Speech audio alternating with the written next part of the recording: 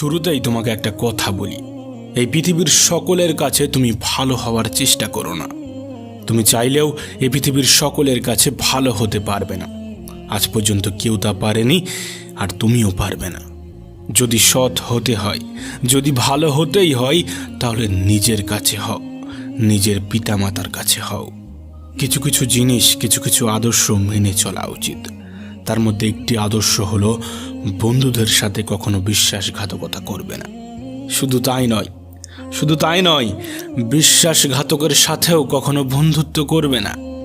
নিজের মধ্যে একটা জিনিস থাকা খুবই প্রয়োজন, খুবই জরুরি, আর তা হলো সৎ সাহস।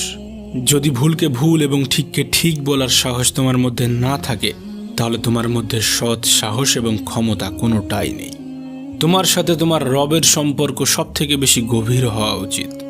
এই পৃথিবীতে এমন একটা সম্পর্ক থাকা অত্যন্ত জরুরি, যার সাথে আমাদের মনের দুঃখ, কষ্ট, অভিযোগ সমস্ত কিছু নির্দ্বিধায় বলতে পারবো।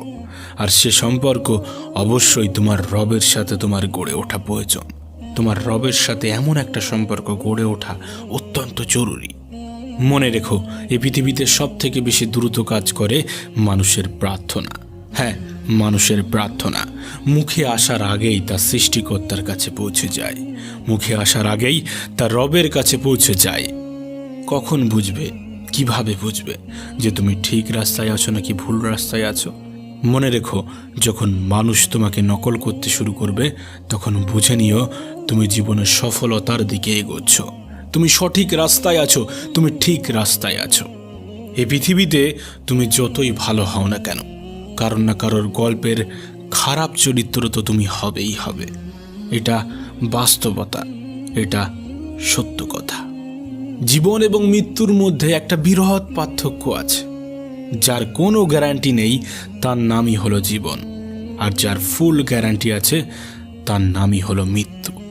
মনে রেখো, তুমি যদি সুখে থাকতে চাও, তুমি যদি আনন্দে থাকতে চাও, তাহলে অন্যের উপর নির্ভরশীলতা ছেড়ে দাও। তার কারণ অন্যের উপর নির্ভরশীল মানুষগুলো কখনোই আনন্দে থাকতে পারে না। এই জন্য এমনভাবে নিজেকে তৈরি করো যাতে তোমার ইচ্ছা এবং প্রয়োজনগুলো তুমি নিজেই পূরণ করতে পারো। এই পৃথিবীতে আমাদের জীবনের বিফলতার সব থেকে বড় কারণ হয়ে দাঁড়ায় আমাদের চিন্তা ভাবনা। আমরা মনে করি কাল থেকে শুরু করব, আজ নয় কাল থেকে স্টার্ট করব। মানুষের জীবনকে শেষ করে দেওয়ার জন্য এটাই যথেষ্ট। প্রিয় ভাই আমার, যদি তুমি সফল হতে চাও, তাহলে কাল নয়, আজ থেকে শুরু করতে হবে, এখন থেকে শুরু করতে হবে। আজ থেকে শুরু করব, এখন থেকে শুরু করব, এটা একজন সফল ব্যক্তির লক্ষণ।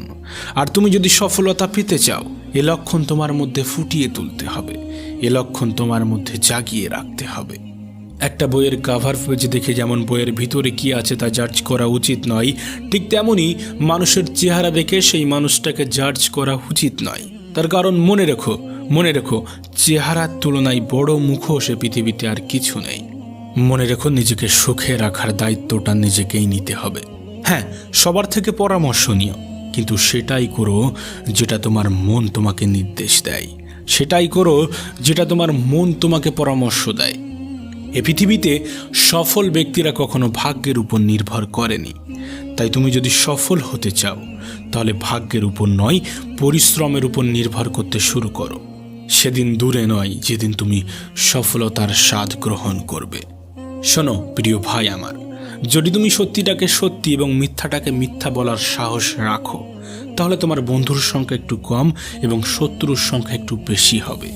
এটাই স্বাভাবিক, এটাই বাস্তব, এটাই সত্য।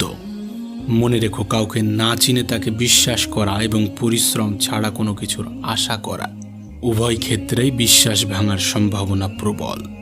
তোমাকে আগেও বলেছি, এখনও বলছি, সকলের মন জয় করতে চেও না।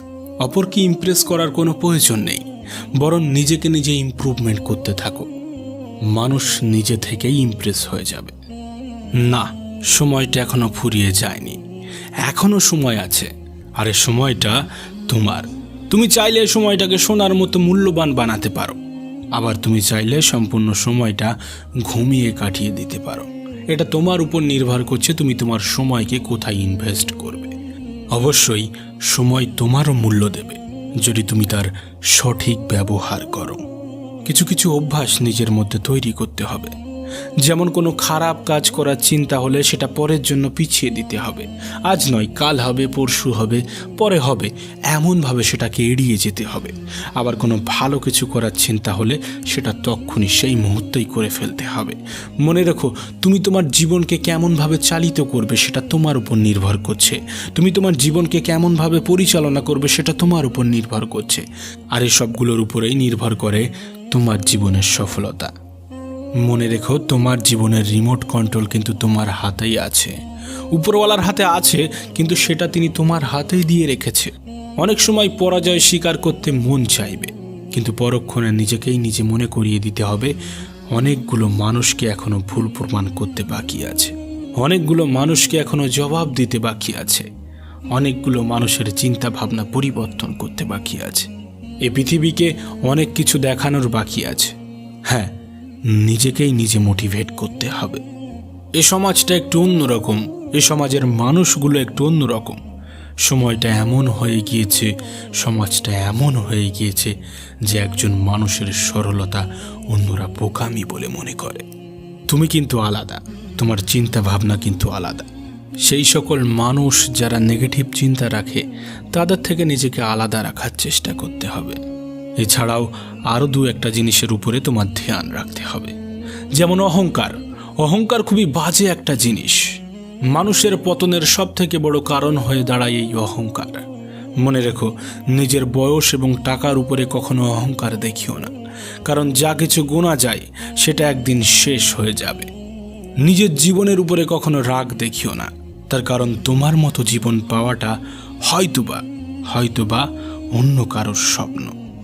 জীবনটাকে এতটাও সস্তা করে তুলবে না যাতে কেউ এসে তোমার জীবনটাকে নিয়ে খেলার সাহস পায়। শেষে একটা কথাই বলবো, জীবনটাকে দুইভাবে উপভোগ করা যায়, জীবনটাকে দুইভাবে উপলব্ধি করা যায়।